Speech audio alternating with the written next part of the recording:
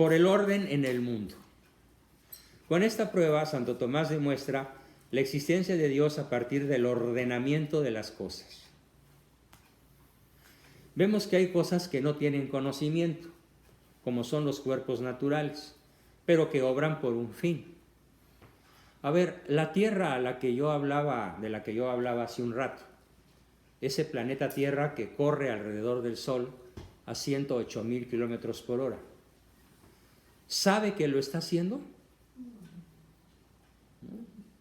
¿Un electrón sabe que está dando vueltas en torno a un núcleo atómico?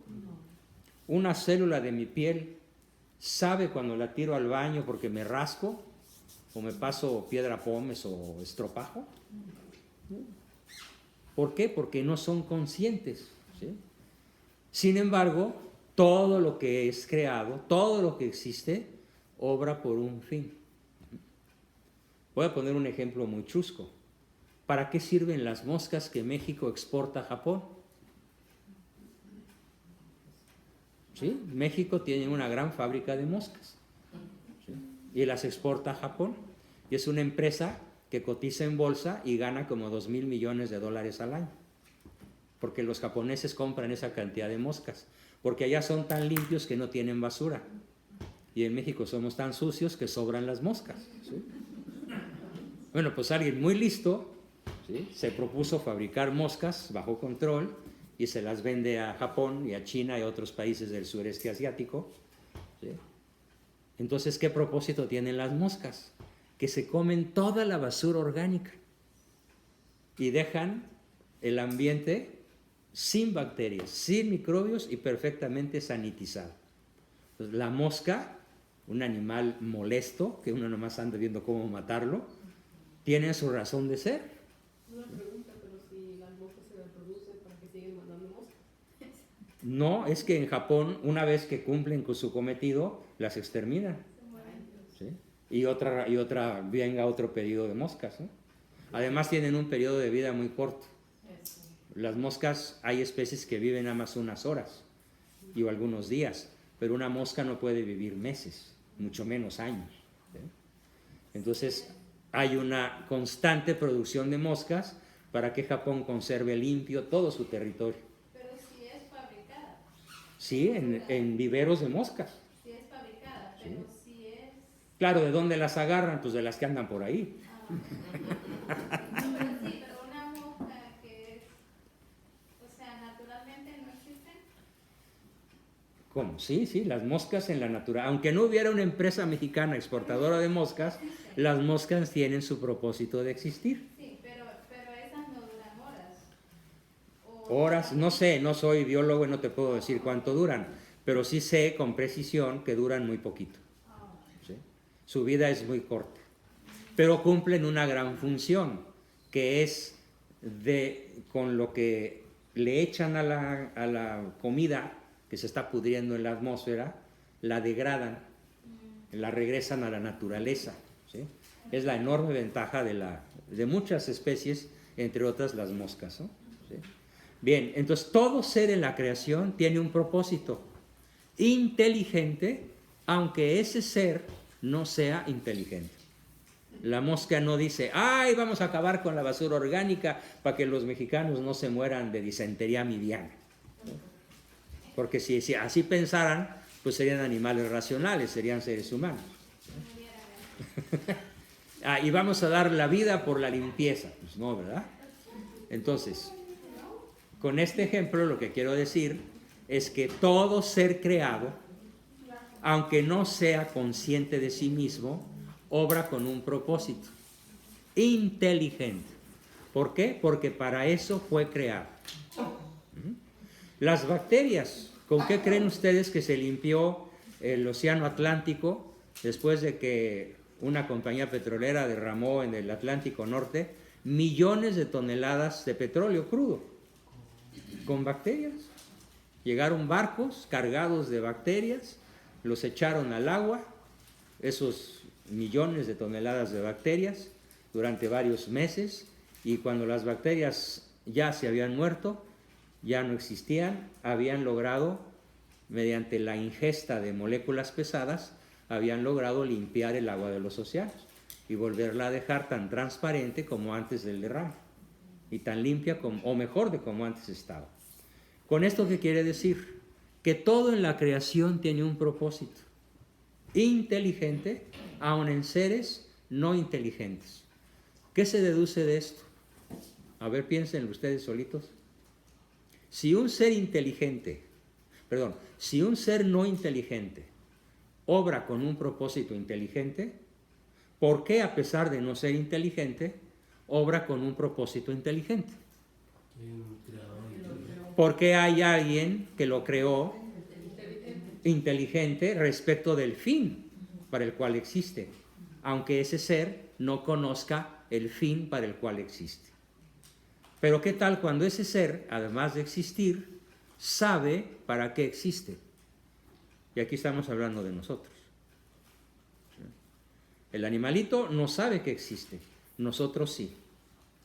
Entonces esto nos coloca frente a una encrucijada terrible. Si sabemos que existimos y además sabemos para qué existimos, ¿qué se deduce de aquí? Que podemos escoger la manera de vivir el resto de nuestra eternidad. De ese tamaño están las cosas.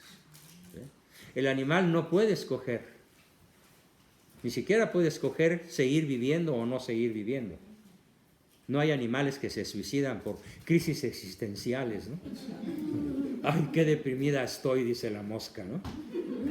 No me comí mi ración de plátanos podridos. La leona indigna. La leona indigna. No existen tales personajes como el Rey León, ¿no? Es nada más fantasía. Entonces, si nosotros existimos y además sabemos para qué existimos, la responsabilidad es tremenda. Entonces, ¿qué tenemos hoy como problema sociológico principal? Bueno, el primero se da en el mundo de los creyentes, de los que creen en Dios. ¿Cuál es su principal problema? Creer en Dios, pero no conocer su existencia. Creen en Él, pero ya vimos, no saben demostrar su existencia. Y si no saben demostrar su existencia, el siguiente problema es que no pueden transmitir su existencia. No pueden educar a su prole con el conocimiento de la tremenda responsabilidad que implica saber que Dios existe. Por esa razón es tan importante que no solo creamos, sino que ante todo sepamos. Porque cuando creemos se puede dejar de creer. ¿Sí? Y cuando sabemos ya no se puede dejar de saber. Como lo decía brillantemente nuestra amiga, cuando la mente se abre a una dimensión que le era desconocida, le resulta imposible regresar a su dimensión original. Entonces, en la quinta vía, ¿qué tenemos? Que hay cosas que no tienen conocimiento y que obran por un fin. ¿Por qué? Porque alguien les puso el fin. Y si es un fin inteligente, ese ser que les puso el fin es un ser inteligente al que vamos a llamar el gran ordenador. Por ejemplo, ahorita traigo un reloj mucho menos complejo que uno que usaba hace unos meses. Tomé la decisión de dejar de usar aquellos relojotes llenos de miles de piezas, ¿sí? Los relojes clásicos con rueditas, acero, resortes, etcétera.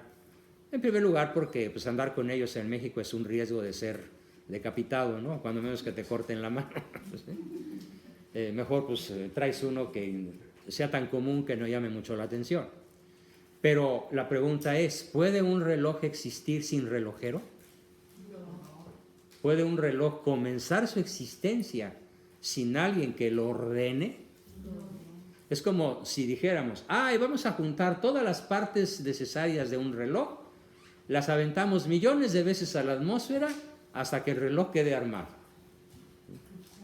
Obviamente que se necesita, como lo dice ahí en la segunda línea, un ordenador. Si no hay ordenador, no hay reloj. Y un reloj, estamos hablando de una pieza de algunos gramos y que ocupa unos centímetros cuadrados o cúbicos. Pero aquí no estamos hablando de un reloj o de una novela como El Quijote. Estamos hablando de la creación entera. ¿Qué necesita la creación entera para existir? Un ordenador. Si no hay orden, hay caos.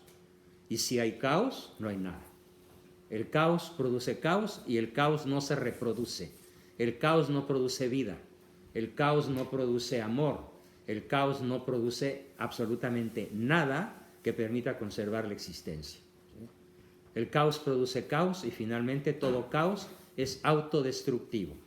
Aquí hago mi comentario político, más que político, sociológico. ¿Qué es lo que hoy el adversario principal del catolicismo, del hispanismo, del patriotismo, de nuestra fe católica, del catolicismo, qué es lo que más procuran crear? Caos. Ejemplos, denme nombres de naciones sumergidas en el caos. México, Posmodernismo. Chile, Venezuela, Nicaragua, Colombia, ya va para allá. Bolivia se salvó en una tablita. Se está viendo aquí. Se está viendo aquí el caos. ¿Sí? Leía yo hoy en la mañana en el avión una noticia que miles de latinos se están yendo de California. ¿Sí? A Arizona, sobre todo. Texas. O a Texas.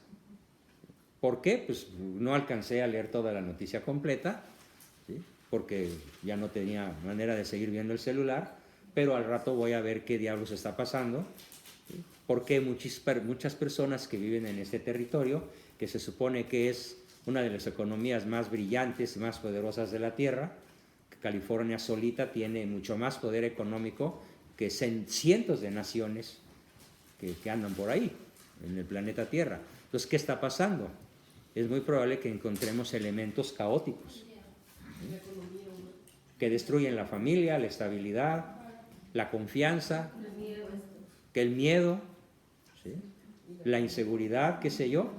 Entonces, todo esto no está producido de manera espontánea, ni en California, ni en Chile, ni en México, ni en Venezuela. No se produce por sí mismo, como producto de algún movimiento sociológico natural. Se produce de modo intencional. Cualquier acontecimiento caótico que veamos en cualquier parte de la Tierra está causado de modo intencional para gobernar voluntades quebradas, inteligencias disminuidas, vicios que se entronizan como virtudes y virtudes que se ven como maldades. Por ejemplo, hoy defender en España, en Inglaterra, defender que solo hay dos sexos, ¿sabes qué te pasa? Te multan y vas a la cárcel. O defender en Alemania, que los padres de familia tienen derecho para que sus hijos no tomen clases de ideología sexual, de ideología de género en el kinder, les quitan a los niños y van a la cárcel, los padres. Entonces, ¿qué se está creando? El caos. ¿Para qué? Para dominar.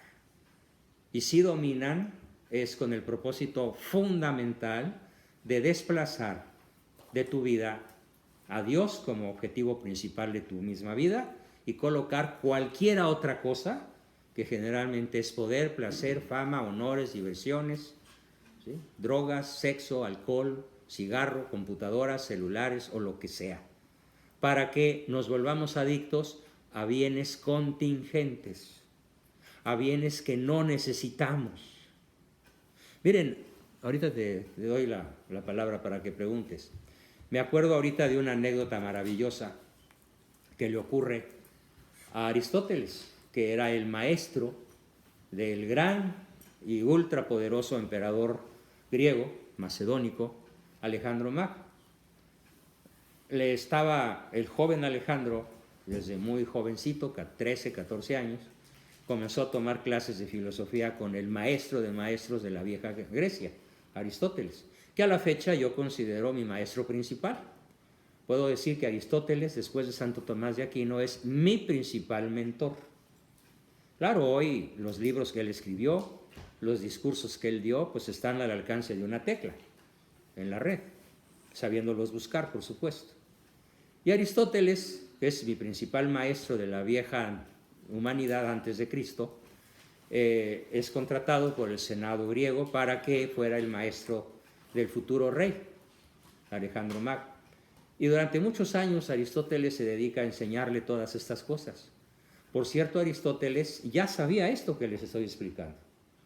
El primer gran descubridor del Dios verdadero fue Sócrates, 150 años antes de Aristóteles.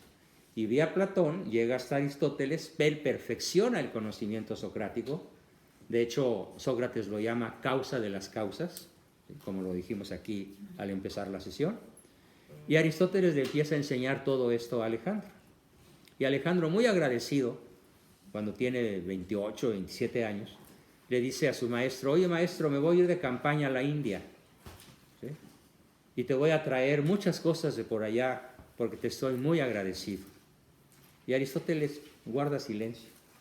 Y Alejandro se va y tarda año y medio en regresar, cargado de elefantes y de camellos y de carretas cargadas de innumerable cantidad de riquezas. Y lo primero que hace Alejandro es ir con su maestro, Aristóteles, y decirle: maestro, por favor, quiero que te pasees por mis tiendas. Imagínense, kilómetros cuadrados de tiendas que dejarían al mejor mall norteamericano en calidad de tendajón capitalino. Sí. Y el maestro se pasea por ahí semanas enteras, porque Alejandro le dijo: escoge lo que quieras, es para ti. ¿Sí? Y entonces, después de mucho tiempo, semanas, regresa Aristóteles al palacio a platicar con Alejandro, y cuando lo ve entrar, Alejandro le pregunta: maestro, ¿qué escogiste para ti? No me digas que te quieres quedar con todo. ¿Y qué creen que le contestó Aristóteles? Ay, Alejandro, qué pena me da, después de tantos años de enseñarte lo esencial, mira nada más cuántas cosas me has traído que no necesito. Y se salió de las tiendas sin tomar ni un solo alfiler, porque nada de lo que Alejandro había traído de la India, en una campaña larga y venturosa militarmente, Aristóteles lo consideraba necesario, lo consideraba superfluo. Imagínense lo maravilloso que hoy sería que nuestros hijos, nuestros familiares y nosotros mismos entendiéramos la diferencia entre lo necesario y lo prescindible. ¿Cuántos dólares ahorraríamos? Nada más piensen. ¿Sí? ¿Cuántas cosas no habríamos comprado? ¿Cuántas cosas inútilmente gastadas no las habríamos gastado? ¿Cuánta salud tendríamos de no haber comido comida chatarra, por ejemplo? Nada más imagínense. ¿Por qué no somos capaces entonces de introducir en nuestra vida el orden inteligente para lograr un propósito inteligente? ¿Y cuál es el propósito más inteligente que un ser humano puede tener? ¿Cuál es el propósito más brillantemente inteligente que en estos momentos podemos hacer parte esencial de nuestra vida? Pues nada más y nada menos que vivir como si Dios sí existiera. Pero ¿cuál es entonces el problema principal que tenemos? Que aun los que creen en Dios viven como si Él no existiera, tomando decisiones desordenadas, tomando decisiones no inteligentes, tomando decisiones viciosas, tomando decisiones sobre cosas que, como dijo Aristóteles, mira cuántas cosas hay que no necesito. Y esto solamente se puede dar en nosotros cuando entendemos que hay un ser absoluto, un ser supremo, un ser perfecto, que nos ordenó para que volvamos a Él. De Él salimos. Él creó nuestra alma. Aquí debo decir, papá y mamá no crean el alma. Papá y mamá crean el masacote de células que un día será un cuerpo adulto, si es que le permiten vivir. Aunque ahora ya es bastante improbable, ¿no? Pero esa alma creada con un propósito, si no tiene un orden, si no está guiada por el propósito más inteligente, ¿qué es lo que va a escoger? Pues lo que escogen los chavos de ahora, puras cosas que no necesitan y en unas cantidades que se antojan verdaderamente patéticas, dramáticas, y todos los días y como una manera de vivir siempre, constante, digamos incluso obsesiva, reuniendo, juntando, atesorando cosas que no se han de llevar. Por cierto, concluyendo la historia de Alejandro Magno, al final de su vida sí entendió la lección que quiso darle Aristóteles. Y por esa razón pidió que cuando él ya herido en una batalla, sabía que iba a morir, llamó a sus principales militares y les dio una orden. Quiero que me entierren en un cajón con 4 hoyos. ¿Para qué, Su Majestad? Pues para que mis manos y mis pies salgan por los 4 hoyos y todo mi pueblo vea que así como vine sin nada, me voy sin nada, con las manos vacías. ¿Por qué? Porque sí entendió la lección. Mira cuántas cosas me has traído que no necesito. Pues si llevamos todo esto a un ordenamiento práctico de nuestra vida, ¿cuál va a ser el criterio de elección? ¿Lo necesito? ¿Lo necesito en orden a qué? ¿O no lo necesito en orden a qué? Después de mi frase ¿en orden a qué? ¿Qué tendríamos que decir? ¿Cuál sería la respuesta correcta? Lo compro porque es necesario para lograr ¿qué? El fin último. ¿Y cuál es el fin último? La vida eterna. Entonces, si me acerca a mi último fin, lo adquiero. Si no me acerca a mi último fin, no lo adquiero. Eso no es creer en Dios. Eso es saber que existe y tomarlo en cuenta para todas las decisiones de la vida cotidiana. Y es la regla ignaciana por excelencia. Oiga, don Ignacio, ¿qué es lo bueno? Y él contesta, tanto cuanto. ¿Cómo que tanto cuanto? ¿Sí? Tanto cuanto te acerque a tu último fin.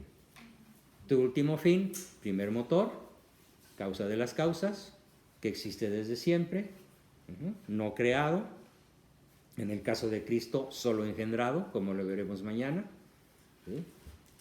Ser necesario, ser no contingente y gran ordenador de todos los bienes y seres de la existencia. Pues con esto estamos terminando la explicación de las 5 vías. Lo que se comprueba observando, como siempre a menudo, obran del mismo modo para conseguir lo mejor. ¿Cómo alcanzamos nuestros objetivos? ¿Al azar o intencionalmente? Las cosas que no tienen conocimiento no tienden al fin sin ser dirigidas por alguien con conocimiento e inteligencia. El ejemplo mejor es la flecha está dirigida por el arquero. La flecha no decide llegar a un lugar distinto al cual el arquero la lanzó. La flecha llega a donde el arquero o el viento la llevaron. O la fuerza del arquero y la puntería del arquero más el viento o los obstáculos que encuentra en su camino. Pero la flecha no decide por sí misma a dónde va a caer o a dónde va a pegar. Pero en el caso de nosotros, sí fuimos lanzados como una flecha, pero si entendemos todo lo que he explicado hoy, nosotros sí podemos elegir el blanco al cual le vamos a pegar. Así que los invito cordialmente, sinceramente, a ordenar su vida, a jerarquizar sus valores, a tomar decisiones, estando conscientes de que Dios es no solo un gran creador, sino es un Padre que nos espera a todos con los brazos abiertos, si así lo queremos. Y si no, ya sabemos a qué atenernos, ¿no? Bueno, ¿alguna pregunta para cerrar el tema? ¿Inteligencia y conciencia es lo mismo? Inteligencia y conciencia no. La conciencia es saber que existes. La inteligencia es analizar las cosas, ¿no?, de tal manera que te permita la mejor decisión posible. pueden desarrollar. Las dos se desarrollan. Se desarrolla la conciencia y se desarrolla la inteligencia. ¿Sí? Igualmente la voluntad es una herramienta que se puede desarrollar, se puede perfeccionar. E igualmente la memoria. O sea, la inteligencia, la conciencia, la memoria y la voluntad son nuestras 4 grandes herramientas o facultades que nos asemejan a Dios, y el fin último de toda esta serie de sesiones es perfeccionarlas. Inteligencia, memoria, conciencia y voluntad. Exactamente. Inteligencia, memoria, conciencia y voluntad. ¿Bien? Pregunta. Nomás le quería mencionar, doctor, de que como comentario vemos cómo el caos y el desorden y todo va trabajando todo junto. Sí. La ley Jesús. que imponen incluso con los psicólogos, Sí. que va la gente a pedir ayuda, esto está pasando y ellos te confunden a la misma vez y te dicen es normal, es natural, déjalo, al igual que todos los medios.